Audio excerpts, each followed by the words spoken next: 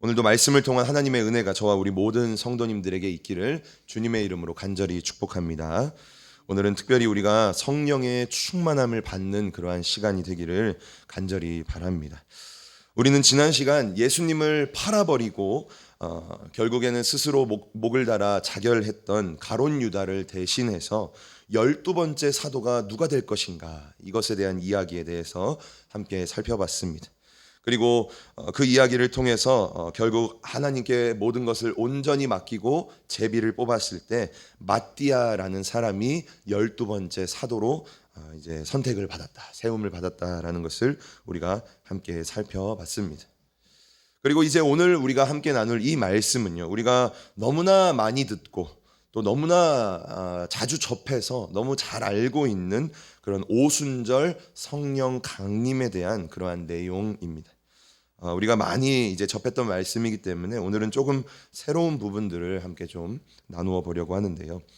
하나님께서 약속하셨던, 아버지께서 약속하셨던 그 성령님께서 성도들에게 어떻게 찾아오셨는지, 그리고 성도들이 어떻게 성령의 충만을 받았는지에 대한 그러한 내용을 우리가 함께 살펴보면서 이 말씀 가운데 담겨져 있는 영적인 교훈을 함께 나누는 그러한 시간을 가져보려 합니다. 세 가지의 내용으로 우리가 함께 살펴보려 하는데요. 첫 번째는요, 하나님의 때가 있다라는 내용입니다. 하나님의 때가 있다. 우리 옆에 있는 성도님들과 이렇게 한번 인사해 볼까요? 하나님의 때가 있습니다. 이렇게 한번 인사해 보겠습니다. 네, 하나님의 때가 있습니다. 그렇습니다. 무엇이든가요, 모든 만물 가운데 또 모든 사건 가운데는요, 다 하나님의 때가 있다라는 것이죠. 추운 겨울이 지나가고 이제 4월이 거의 끝났어요. 벌써 2021년 5월입니다. 조금 있으면 이제 우리가 2021년 새해 시작합니다. 막 코로나 때문에 막 힘들면서 시작했는데 벌써 이제 5월이 찾아오고 있습니다. 겨울이 지나고 5월이 되면서 점점 나무가 푸르러지는 것을 보게 되고요. 꽃도 점점 다양하게 피는 것을 우리가 이렇게 산책을 하거나 밖을 보면요, 볼 수가 있습니다. 느낄 수가 있죠. 우리 성도님들은 그러한 나무와 꽃들을 바라보면서 무슨 생각이 드십니까? 저는 가끔요, 그런 나무들과 꽃들을 보면서요, 하나님의 섭리를 이렇게 느끼게 됩니다. 겨울날 이렇게 보면요, 나무가 다 죽어 있는 것 같아요. 막 가지만 앙상하게 남아 있죠. 그런데 결국엔 어떻게 됩니까? 때가 되면, 그렇죠?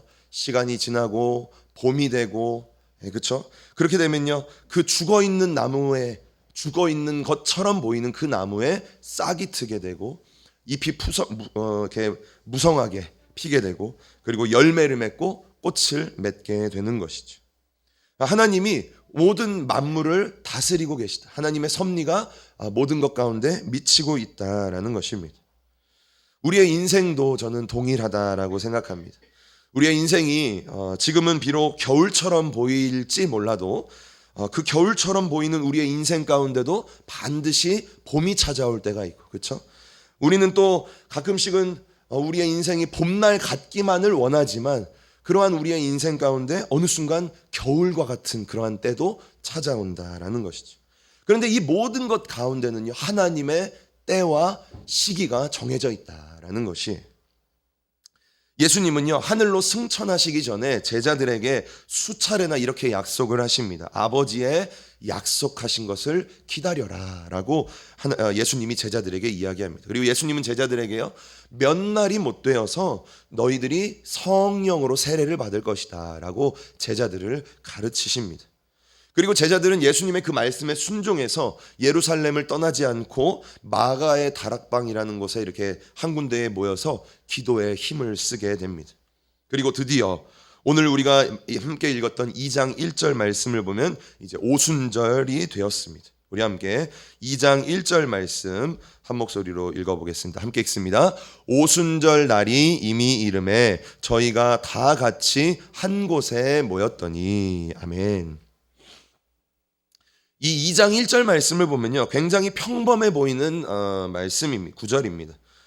이 말씀을 보면요, 오순절이 되었구나, 그리고 120명의 성도가 다락방에 이제 한 곳에 모여 있구나라는 그러한 정보의 전달로만 느껴집니다. 하지만 이 말씀 안에는요, 이 2장 1절 말씀 안에는요, 하나님의 섭리, 하나님의 때가 이 안에 담겨져 있다라는 것이죠. 이 말씀에 보면요, 제가 색으로 칠해놓은 이미 이르메라는 그러한 단어가 있어요. 이미 이르메라는 것은요, 헬라어로 보면 쉼프레로오라는 그러한 단어입니다. 잘 모르셔도 됩니다. 이 쉼프레로오라는 이 단어는요, 뒤에 보면은 프레로오라는 단어에서 생겨난 그러한 헬라어인데요. 이 프레로라는 단어는 무슨 의미가 있냐면 가득 차게 하다, 어떤 것을 꽉 채우다. 그러니까 만약에 이렇게 물잔이 있으면 이 물잔에 물을 아주 아구까지 가득 채우는 것, 그것이 플레로라는 것이죠. 그래서 어떤 사람의 때로는 마음을 만족시킨다라는 그러한 표현으로 쓰이기도 하고, 아니면 내가 하고 있는 어떤 일을 완성하는 것에도 이 플레로라는 단어가 사용이 되고 있는 것이죠. 이 플레로라는 단어에서 오늘 우리가 함께 봤던 이미 이르메라는 쉼플레로라는 단어가 생겨나게 됐는데요. 그럼 이 쉼플레로라는 단어는 무슨 의미가 있냐면요, 완전히 채우다 또는 기한이 차다, 완성되다라는 그러한 의미가 이 안에 담겨져 있습니다. 그래서 이것을 누가복음 9장 51절에서 이렇게 사용을 했는데요. 우리 9장 51절 말씀 한 목소리로 함께 읽어보겠습니다. 시작. 예수께서 승천하실 기약이 차감해 예루살렘을 향하여 올라가기로 굳게 결심하시고. 아멘. 이 말씀을 보면요, 예수께서 승천하실 기약이 찼다라고 말하죠. 여기서 찼다라는 게 쉼플레로라는 것이에요. 그리고 기약이라는 것은 무엇입니까? 어떤 정해져 있는 어떤 때, 그러니까 하나님께서 정하신 어떤 때, 그러니까 예수님이 하늘로 올라가실 그 때가 정해져 있는 거예요. 그냥 제자들이랑 막 지내다가 이제 충분히 지냈구나라고 해서 올라가신 게 아니라 예수님이 하늘로 승천하실 때가 정확하게 정해져 있다라는 거죠. 그런데 그 때가 점점 이제 차고 있는 거예요. 다가오고 있는 거죠. 그래서 예수님이 예루살렘으로 올라갔다라는 것입니다. 그런 의미에서 오늘 사도행전 2장 1절 말씀을 보면요, 오늘 말씀에서 오순절 날이 이미 이르메라는 것은요, 단순히 오늘이 오순절이다, 예를 들면 오늘 예배드리는 오늘이 4월 28일이다 이걸 말하는 게 아니라, 하나님께서 성령님을 보내실 그날을 정하셨는데, 계획하셨는데, 하나님의 때와 타이밍이 있는데 그 때가 가득 찼다라는 것을 오늘 1절에서 이야기를 하고 있는 것이죠. 그리고 그 때가 가득 찬 것을 시작으로 해서 성령님이 이제 오시는 이야기가 시작이 되는 것입니다. 아버지께서 약속하신 성령, 그 성령님이 오시기로 정해져 있는 그 때가 이제 다 된 것이죠. 그 때가 가득 찬 것이죠. 그리고 약속대로 성도들에게 성령이 부어지기 시작합니다.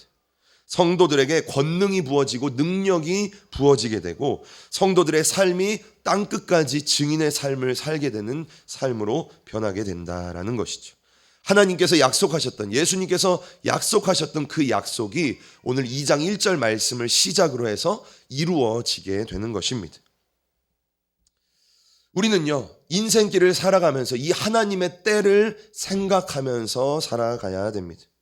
혹시 우리 가운데 지금 힘들고 어려움 속에 계신 분이 계십니까? 그렇다면요, 모든 것에는 하나님의 때가 있다라는 것을 우리는 믿음으로 기억을 해야 됩니다. 우리는 우리의 인생 속에 이러한 하나님의 때를 기다려야 하는 것이죠. 힘들고 어려울 때, 소망이 없어 보이고 인생이 무기력하고 낙심될 때, 지치고 포기하고 싶을 때, 우리는 하나님의 약속의 말씀을 붙들고 하나님의 그 때, 하나님이 정하신 그 계획하신 그 때를 우리는 기다리면서 살아가야 된다라는 것을 기억해야 되는 것입니다. 우리가 그렇게 하나님의 때를 기억하면서 살아가게 되면요, 마치 죽어있는 것 같은 그 나무가 때가 되면 싹이 트는 것처럼 우리의 인생 가운데 하나님의 약속을 붙들고 우리가 하나님의 그 때를 기다리며 살아가게 되면요, 언젠가 하나님의 때에 우리의 삶에 그러한 봄날 같은 일, 하나님의 놀라운 역사와 하나님의 약속이 이루어지는 것을 우리가 경험할 수 있게 된다라는 것입니다. 그래서 우리가 기억해야 될 것은, 내가 겪고 있는 모든 일에는 하나님의 때가 반드시 있다. 우리는 그 때를 기억해야 되고 힘들고 어려울지라도 그 때를 인내하며 기다릴 수 있는 성도가 되어야 한다라는 것이죠. 첫 번째는 모든 것에는 하나님의 때가 있다라는 것입니다.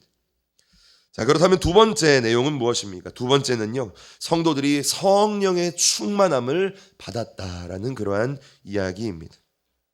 우리 서로 또 이렇게 한번 이야기해 볼까요? 온라인으로 혼자 계신 분은 스스로에게 또 한번 이렇게 이야기해 보시기 바랍니다. 함께 이렇게 인사합니다. 성령의 충만함을 받으시기 바랍니다. 이렇게 인사하겠습니다. 성령의 충만함을 받으시기 바랍니다. 아멘. 우린 성령의 충만함을 받아야 됩니다. 자, 그렇다면 우리는요, 어떻게 해야 성령의 충만함을 받을 수 있을까? 이게 핵심이겠죠. 이게 오늘의 포인트, 굉장히 중요한 내용. 그리고 초대교회의 성도들, 오늘 이 120명의 성도는 어떻게 성령의 충만함을 받았을까라는 것을 함께 말씀을 통해, 성경을 통해 살펴보겠습니다. 자, 하나님의 때, 이 오순절의 날이 이르자 성령님이 이렇게 큰 마가의 다락방 120명이 모여 있었으니까 굉장히 컸겠죠. 그 마가의 다락방에 성령님이 임하시기 시작합니다. 그런데 성령님이 임하시는데요, 조용히 임하시지 않았어요. 조용히 임하지 않았습니다. 어떠한 현상과 함께 성령님이 오셨습니다. 우리 함께 그 현상이 무엇인지 2절과 3절 말씀, 성령님이 어떻게 임했는지 함께 읽어보겠습니다. 시작.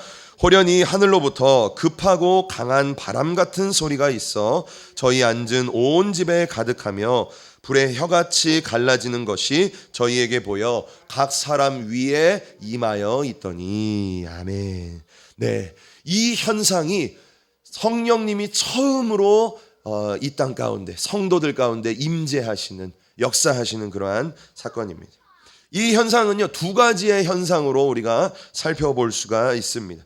첫 번째 현상은 무엇이냐면요, 2절 말씀을 보면 급하고 강한 바람 같은 소리가 있었다라고 말합니다. 헷갈리면 안 되는 게 바람 소리가 아니에요. 바람 같은 소리예요. 바람 같은데 어떤 뭔가 잘 모르겠는 그러한 소리가 이 온 집에 가득한 것이죠. 이곳에 막 이렇게 역사하는 거예요, 소리가. 그게 첫 번째 현상이었습니다. 그게 들렸다라고, 모든 120명의 성도들에게 들렸다라고 말합니다. 두 번째 현상은 무엇이냐면요, 불의 혀 같이 갈라지는 것이 보였다라고 말합니다. 여기서도 혀 모양의 어떠한 불이 보인 게 아니라 어떤 그런 것 같은 어떤 것이 성도들에게 눈에 보인 거예요. 그리고 그 불의 혀 같은 것이 성도들에게 갈라지는 것. 여기 우리 성도님들이 계시면 성도님들 각 사람의 머리에 나누어지는 것이 각 성도의 눈에 보인 것이죠. 두 가지 현상, 처음엔 들렸고 그 다음에는 보였다라는 것이 성령님이 임재하셨던 두 가지 현상이라는 것입니다. 자, 그 현상이 있더니 거기에 모여있는 120명의 성도들이 성령의 충만함을 받고 각 나라에 방언을 했다라는 것을 우리가 너무나 잘 알고 있습니다. 자, 그러면 여기서 이제 우리 성도님들에게 질문을 해보겠습니다. 우리 너무나 잘 알고 있는 구절이니까요. 자, 오늘 이 말씀에서 이 120명의 성도가 그렇다면 성령의 충만함을 받았는데 무엇을 할 때 성령의 충만을 받았을까요? 이게 질문입니다. 기도할 때, 또 뭘 할 때 받았을까요? 네? 전도할 때? 또 뭐 할 때 받았을까요? 사모할 때? 무엇을 받았을까요? 오늘 말씀에 제가 했던 질문에 성도들이 뭘 했을 때 성령님이 임하셨을까? 그거입니다. 아주 단순하죠. 무슨 어디 나와 있냐면요, 2절을 보면 2절 말씀에 힌트가 있습니다. 우리 함께 2절 말씀 읽겠습니다. 시작. 호련히 하늘로부터 급하고 강한 바람 같은 소리가 있어 저희 앉은 온 집에 가득하며. 아멘. 자, 2절 말씀을 보면요, 여기에 성도들의 자세가 나와 있어요. 성도가 지금 어떠한 모습으로 있는가라는 것이 나와 있어요. 자, 2절 말씀을 보면 성도들이 지금 어떠한 모습, 어떠한 자세로 그 집에 모여 있었습니까? 앉아 있었다라고 말해요. 그렇죠? 분명히 그렇게 말하죠. 저희 앉아 있는 온 집에 그 바람 소리가 가득했다라고 성경이 말하고 있습니다. 지금 우리의 기독교의 문화와 유대인들의 문화는 굉장히 다릅니다. 그렇죠? 우리는 한국 사람이고 그들은 유대인이기 때문이죠. 하지만 초대교회는요, 유대인들 그리고 유대 문화와 거의 똑같다라고 해도 틀림이 없습니다. 왜 그렇습니까? 초대교회의 그 기독교인들은요, 그 전에는 유대인들이었기 때문이에요. 유대인들이 예수님을 믿고 초대교회 성도들이 되었기 때문에 그 초대교회 성도들의 어떠한 신앙의 모습, 신앙의 자세 같은 것은 유대인들과 거의 흡사했다라는 것이죠. 자, 그런데 유대인들은요, 지금도 기도할 때 자세가 있습니다. 자, 우리 함께 기도하겠습니다 하면 우리 성도님도 어떻게 기도하십니까? 이렇게 고개를 좀 숙이시죠, 그죠? 좀 경건하게 고개를 좀 숙이시고, 조금 더 경건하신 분은 손을 이렇게 손을 착 이렇게 모으시고, 그죠?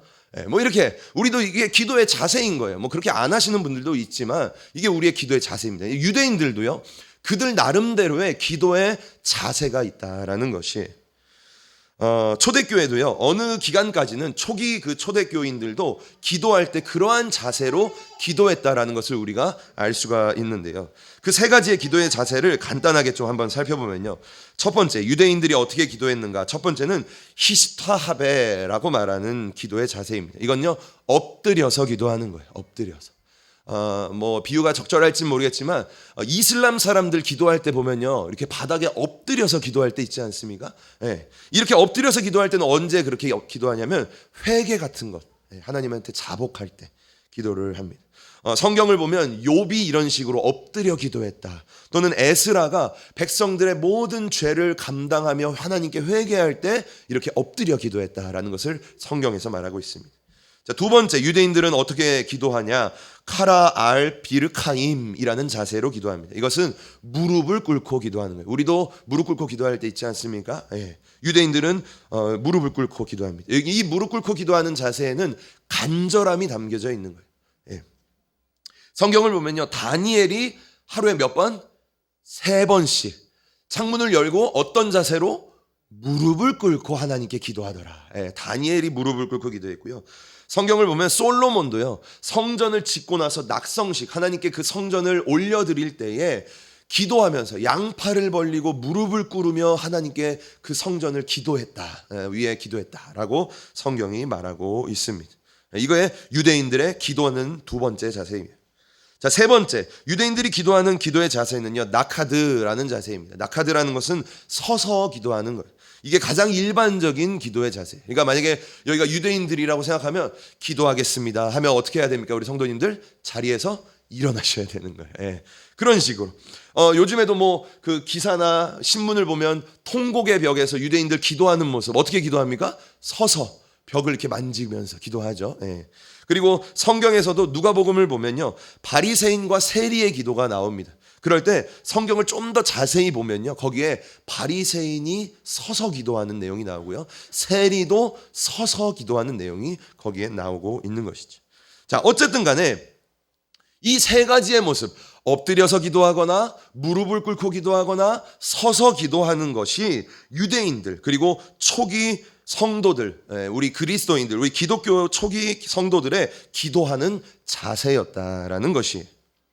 자, 그러면 왜 이렇게 장황하게 제가 설명을 했느냐? 그러면 오늘 이 120명의 성도들이 2절 말씀을 보면 뭐라고 말하고 있습니까? 기도를 하고 있다라고 한다면 이 2장 2절 말씀에서는 성도들이 어떠한 자세로 있다라고 성경이 말하고 있습니까? 앉아 있다라고 말하고 있는 거예요. 예, 앉아 있다라는 거예요. 모든 그 120명의 성도가 오순절날 모여서 마가의 다락방에 앉아 있는 거예요. 이거는 기도의 자세입니까? 아닙니까? 기도의 자세가 아니다라는 것이지. 그것을 우리가 알 수 있는 것입니다. 원어로도 이 앉아 있다라는 걸 보면요, 원어로도 정확하게 성도들이 앉아 있는 그러한 자세를 표현하고 있는 거예요. 예, 그렇다는 것이죠. 그렇다면 그들은 앉아서 무엇을 할 때 성령의 충만함을 받았을까요? 우리는 주로 성령의 충만한 임재다라고 이야기하거나 또는 성령의 은사를 체험하거나 경험하는 것은 기도 시간에 이루어진다라고 보통 생각을 합니다. 저도 그렇게 생각을 해왔습니다. 그것은 우리가 그러한 기독교의 문화와 예배의 형태 속에 지내왔기 때문이죠. 자, 우리 성도님도 한번 생각해 보시기 바랍니다. 수련회를 만약에 우리가 가요. 우리가 예전에 많이 갔었죠. 수련회를 가면 언제가 가장 뜨겁습니까? 기도 시간이 가장 뜨겁죠. 예. 찬양 열심히 하고 말씀 열심히 듣고 그 다음에 이제 통성기도 하겠습니다 하면 그때부터 이제 막 우리가 정말 전심을 다해서 오늘 들은 말씀 막 기억하고 새기면서 막 간절하게 주님 앞에 부르짖어 기도하는 거예요. 그럴 때에 은사도 체험하고 눈물도 흘리고 회개도 하고 주님도 만나고 이러한 기적들을 막 병이 낫기도 하고 이러한 역사들이 일어나는 것이죠. 기도 시간이 그러한 역사가 가장 많이 일어난다라는 것이. 그런데 제가 오늘 설교를 준비하면서요, 제 안에 이런 생각이 드는 것이에요. 그런 역사들이 꼭 기도 시간에만 일어나는 게 아니구나라는 생각이 제 마음 가운데 오늘 설교를 준비하면서 드는 것입니다. 찬양을 할 때도, 어쩌면 말씀을 우리가 들을 때도, 또는 저처럼 이렇게 설교를 할 때에도 우리 가운데 은사가 나타나고 방언이 터지고 질병이 낫고 설교 가운데 주님을 만나고 이런 역사가 일어날 수도 있구나라는 생각이 제 마음 가운데 새롭게 깨달아지는 것이죠. 왜 그렇습니까? 오늘 말씀에 성도들이 앉아있다라고 말하는데요, 유대인들 또한 초기 기독교 성도들은요, 앉아있을 때 언제 앉아있었냐면요, 말씀을 들을 때 앉아있었다라는 거예요. 그러니까 지금 오순절날 120명의 성도들이 그 마가의 다락방에 지금 앉아서 무엇을 하고 있냐면 하나님의 말씀을 듣고 있다라는 것이죠. 어쩌면 설교 시간일 수도 있다라는 것입니다. 오순절 성령 강림의 그 사건은요, 그들이 하나님의 말씀을 들을 때에 일어난 사건이다라는 것입니다. 지금처럼 하나님의 말씀을 우리가 듣고 있는 가운데 갑자기 바람 같은 어떤 소리가 우리 가운데 막 들리는 거예요. 그러더니 우리의 눈에 어떠한 혀 같은 불의 모양이 보이더니 그 불의 혀 같은 모양이 각 성도들에게 흩어지고, 그리고 성령의 역사에 따라 설교 시간에 갑자기 방언이 터지고 성령의 역사가 일어나게 되었다라는 것이지. 말씀 시간에 이러한 일들이 일어났다라는 것을 제가 새롭게 깨달았다라는 것입니다. 이러한 역사가요, 오순절날만 일어났다라면 이제 할 말이 없겠지만 사도행전 10장을 보면요, 또 이러한 사건이 동일하게 일어났습니다. 사도행전 10장 후반절을 보면 무슨 내용이냐면, 이방인이었던 고넬료가, 이방인의 처음으로 예수님을 믿은 사람이 고넬료거든요. 이방인인 고넬료의 집에 베드로가 가서 설교를 하는 내용이 이 사도행전 10장의 후반부의 내용입니다. 그런데 그 설교 가운데요, 놀라운 일이 일어나게 됩니다. 우리 함께 10장, 사도행전 10장 44절과 45절 말씀 한 목소리로 읽겠습니다. 시작. 베드로가 이 말 할 때에 성령이 말씀 듣는 모든 사람에게 내려오시니 베드로와 함께 온 할례 받은 신자들이 이방인들에게도 성령 부어주심을 인하여 놀라니. 아멘. 자, 지금 베드로가 설교하고 있는데 무슨 일이 일어났습니까? 베드로가요, 이방인들을 이렇게 막 모아놓고 말씀을 막 전하고 있는데 갑자기 성령님이 그 이방인들에게 임하기 시작했다라는 것이에요. 이 44절을 보면요, 성령이 말씀 듣는 모든 사람에게 내려오시니라고 말하지 않습니까? 내려오시니라고 말합니다. 그런데 이 내려오시니라는 것을 원어로 보면요, 덮쳐버리다라는 뜻이 있어요. 너무 멋있지 않습니까? 또는 불같이 하늘에서 떨어지다라는 그러한 표현이 있어요. 네. 베드로가 지금 저처럼 이렇게 말씀을 전하는데 하나님의 은혜와 성령의 충만함이 어찌나 대단했던지 그 이방인들에게 성령이 덮어버리는 역사, 성령이 불처럼 떨어지는 역사가 말씀 시간에 일어났다라는 것입니다. 그리고 그들이 방언을 하고 성령의 충만함을 본 거죠. 그걸 보면서 믿고 있는 그 신자들이 이방인들에게도 성령이 역사하는구나 라는 것을 깨달았다라고 이야기합니다. 그리고 베드로가요, 이 사건을 예루살렘 교회에 보고를 하는데요, 베드로가 어떻게 이야기를 하는지 우리 11장 15절 말씀도 함께 읽어보겠습니다. 시작. 내가 말을 시작할 때에 성령이 저희에게 임하시기를 처음 우리에게 하신 것과 같이 하는지라. 아멘.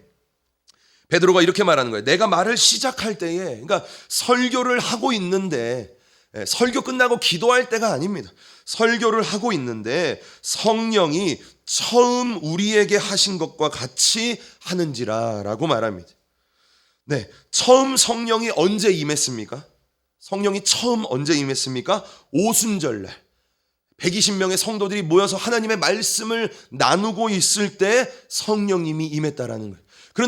그런데 베드로가 교회에 보고하기를 우리가 처음 그 성령님을 받았을 때와 같이 말씀을 전하고 있는데 성령님이 임했습니다 라고 이렇게 이야기를 하고 있는 것이죠. 똑같이 고넬료와 이방인들도 하나님의 말씀을 듣고 있는 중에 성령의 충만함, 은사가 나타나고 은사를 경험하는 역사가 일어났다라는 것입니다. 저는요, 오늘 이 말씀을 이렇게 준비하는데 우리 교회가 이러한 교회가 되는 그러한 소망이 막 제 안에 막 생기는 거예요. 아, 우리의 교회 가운데 이러한 역사가 일어났으면 좋겠다. 그러한 생각이 막 들었습니다. 우리 교회가요, 지금은 교회 이름이 뭡니까? 행복한 교회예요. 그런데 30년 전 우리 목사님이 처음 개척하실 때 우리 교회 이름이 뭔지 아십니까? 기억하시는 분이 말씀교회였어요. 말씀교회. 저는 우리 교회가요, 말씀의 능력을 믿고 그 말씀의 능력을 경험하는 교회가 되었으면 좋겠다라는 거예요.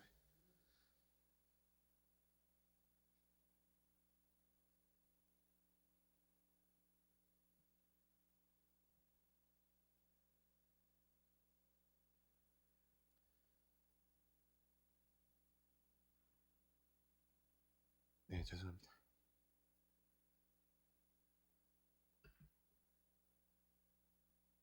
저는 우리 교회가 초대교회 같이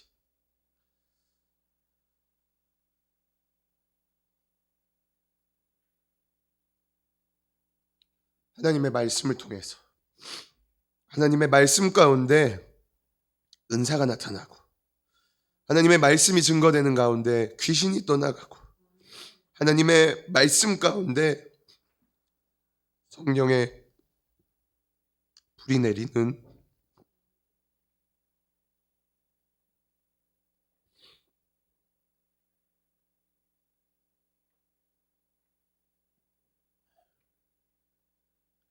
그러한 교회가 되었으면 좋겠다라는 간절한 마음이 말씀을 준비하는 제 마음 가운데 들었습니다. 오늘 말씀을 보면 초대교회 성도들이 언제 어떻게 하나님의 성령의 충만함을 받게 되었습니까? 그들은 하나님의 말씀을 들을 때에 그 말씀의 능력을 경험할 때에 그들이 방언을 말하고 성령의 충만함을 경험하는 그러한 놀라운 역사를 바라보게 되었다라는 것입니다. 저는 우리 교회도, 우리 행복한 교회도 이러한 하나님의 말씀의 역사가 일어나는, 하나님의 말씀의 능력이 충만하게 임하는 그러한 교회가 되었으면 좋겠습니다. 우리 성도님들이 우리 교회가 그러한 교회가 될 수 있기를 간절히 기도해 주셨으면 좋겠습니다. 자, 마지막 세 번째는요, 성령 충만의 결과. 그렇다면 성도들이 성령 충만을 받고 어떻게 되었느냐, 그 결과가 무엇이냐라는 것을 우리가 함께 좀 살펴보고 말씀을 맺으려고 합니다.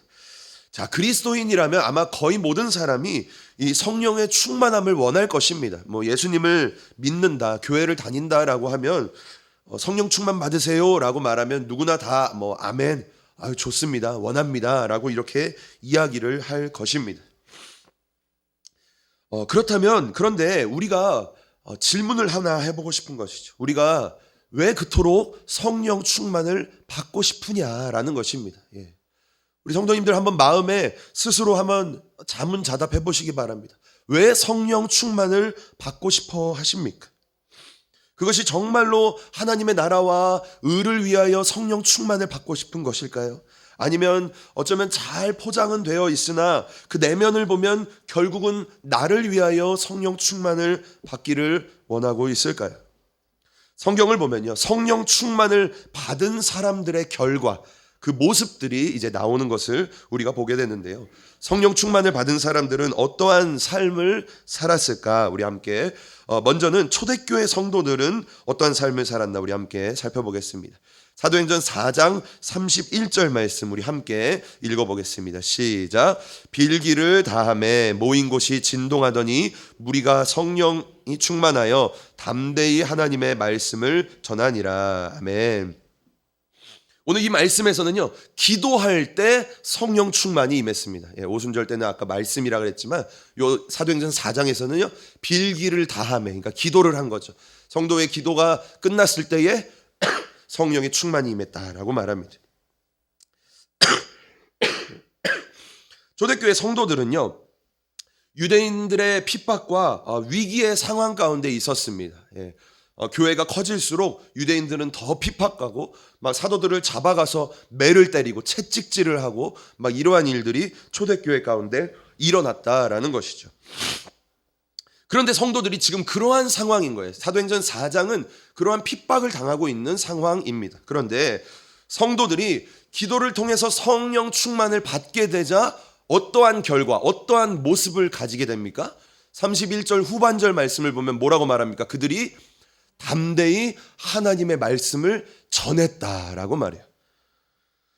이건 뭡니까? 마치 불나방이 불 속으로 뛰어가듯이 성도들이 지금 복음 전하는 것 때문에 핍박을 받고 있는데 성도들이 성령으로 충만하게 되니까 오히려 더 복음을 전하게 되었다라는 거예요. 더 그 불 속으로 뛰어들게 되었다라는 것을 이야기를 하고 있는 것이죠. 성령 충만하게 되면 결과가 무엇입니까? 더 핍박이 있는 곳으로, 그곳으로 가서 하나님의 말씀을 전하게 되는 결과를 얻게 되었다라는 것입니다. 또한 사도행전 11장 24절 말씀을 보면요, 우리가 잘 알고 있는 바나바에 대해서 이야기하는데요, 24절 말씀도 함께 읽겠습니다. 시작. 바나바는 착한 사람이요 성령과 믿음이 충만한 자라 이에 큰 무리가 죽게 더하더라. 아멘. 바나바라는 사람은요, 성령과 믿음이 충만했던 사람이다라고 이야기를 하고 있습니다. 자, 그런데 바나바가 그렇게 성령으로 충만하자 어떤 결과가 또 일어났습니까? 24절 하반절을 보면 이에 그래서, 그러니까 성령 충만했다. 그래서 어떻게 됐습니까? 많은 사람이 주님께 더해졌다라고 이야기를 하고 있습니다. 성령 충만이라는 것은요, 내가 높아지는 게 아니다라는 거예요. 그렇죠? 성령 충만해가지고 내가 기적을 일으키고 내가 막 교회의 기도의 용사가 되고 내가 높아지고 내가 없으면 교회의 기도가 무너지고 이런 게 아니라 성령 충만하게 되면요, 오히려 내가 없어지고 주님이 높아지는, 그렇죠? 바나바가요, 이에 큰 무리가 바나바를 칭찬하더라 이게 아니라 큰 무리가 주님께 더해지더라라는 것이 이 바나바의 충만했던 결과다라는 것이죠. 성령 충만하게 되면 어떻게 됩니까? 내가 없어지게 되고 주님이 드러나게 되는, 주님이 높아지는 결과가 일어나게 된다라는 것입니다. 또 사도행전 6장 말씀을 보면요, 이번에는 성령으로 충만했던 7 집사에 대한 내용이 나옵니다. 우리 함께 6장 3절 말씀 한 목소리로 읽겠습니다. 시작. 형제들아 너희 가운데서 성령과 지혜가 충만하여 칭찬 듣는 사람 7을 택하라. 우리가 이 일을 저희에게 맡기고. 아멘. 성령이 충만하게 되면 어떠한 결과가 일어나게 됩니까? 이 7명의 집사가 성령이 충만했어요. 성령과 지혜가 충만했어요. 그런데 그 결과가 어떻습니까? 성령 충만해서 어떻게 됩니까? 교회의 일들을 감당했다라고 말하고 있는 거예요. 여기서 말하는 이 일이라는 것은 초대교회가 감당했던 구제사역과 봉사의 모든 일들을 총괄하는 것입니다. 원래는 사도들이 했는데 이 7 집사가 다 감당하는 거죠. 우리 여기서의 결과는 무엇입니까? 성령으로 충만하게 되면 어떻게 됩니까? 교회의 일들을 감당하게 된다라는 거예요. 교회의 일들은 누가 감당할 수 있습니까? 성령이 충만한 사람이 잘 감당할 수 있게 된다라는 것입니다. 어떠십니까? 우리 성도님들은 성령 충만을 왜 구하십니까? 7 집사는요, 성령 충만해서 교회의 일들을 감당했다라는 거예요. 우리도 그렇습니까? 하나님, 내가 성령 충만해서 우리 교회의 일을 감당하겠습니다. 이렇게 기도하고 있는가라는 것이죠. 아니면 다른 어떠함을 구하고 계십니까? 자, 마지막으로 예수님도요 성령 충만했다라고 성경이 이야기하는데, 우리 누가복음 4장 1절 말씀 함께 읽겠습니다. 시작. 예수께서 성령의 충만함을 입어 요단강에서 돌아오사 광야에서 40일 동안 성령에게 이끌리시며. 아멘. 예수님은요 성령의 충만을 입으신 후에, 그러니까 성령 충만한 다음에 예수님은 무엇을 하셨습니까? 광야에 들어갔어요. 광야에서 무엇을 하셨습니까? 40일을 굶으면서 마귀의 시험을 받으셨다라는 것이죠. 성령 충만의 결과가 무엇입니까? 사탄의 시험이 찾아온다라는 거예요. 고난과 환난이 찾아오게 된다라는 것이죠.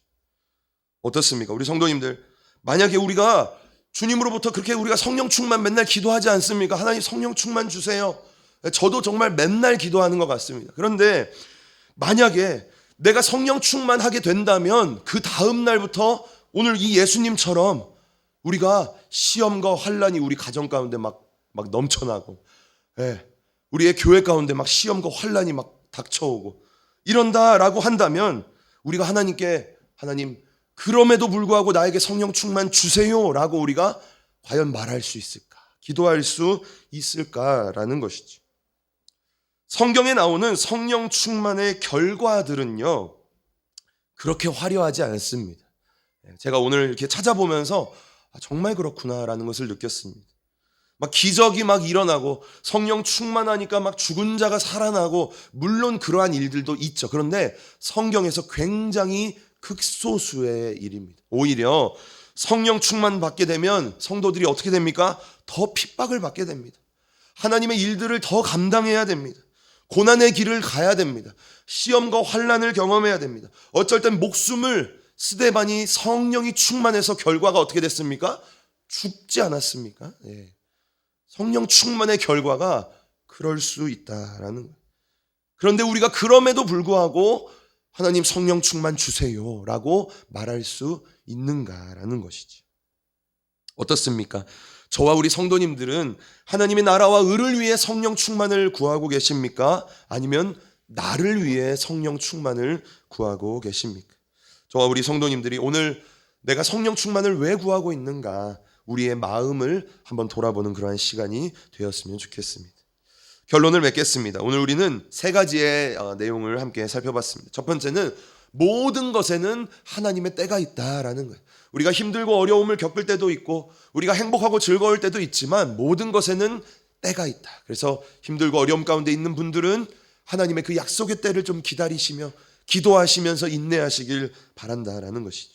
두 번째는 성령의 충만함을 성도들이 받았다라는 것입니다. 그런데 오순절날 성령의 충만을 어떻게 받았습니까? 하나님의 말씀이 증거될 때 그 말씀의 능력을 통해 성령의 능력을 경험했다라는 거예요. 18세기의 조나단 에드워드는요, 그 사람이 말씀을 증거하면 어떠한 일이 일어나는지 아십니까? 죄에 대한 말씀을 막 증거하면요, 막 몇천 명이 모여 있다가 다 울음바다가 되었다라고 해요.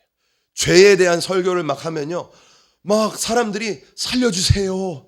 지나가던 사람이 그 설교를 듣고 막 나무를 붙들면서 나 지금 죽겠다고. 놀랍지 않습니까? 그게 말씀의 능력인 것이지. 오순절 성령 강림의 사건은요, 이러한 말씀의 능력을 통해 성령의 역사와 은사들이 일어났다. 우리가 그러한 말씀의 역사와 능력을 경험하기를 먼저는 우리가 좀 사모했으면 좋겠고, 더 나아가서 우리 교회 가운데 그러한 살아있는 말씀, 생명의 강과 같은 그러한 말씀이 살아 넘치는 그러한 역사가 있기를 기도해 달라라는 내용을 우리가 두 번째로 살펴봤습니다. 그리고 세 번째는 성령 충만의 결과는 무엇인가? 성령 충만의 결과는 우리가 생각하는 것처럼 그렇게 화려하고 만사형통의 결과가 아닐 수도 있다라는 것입니다.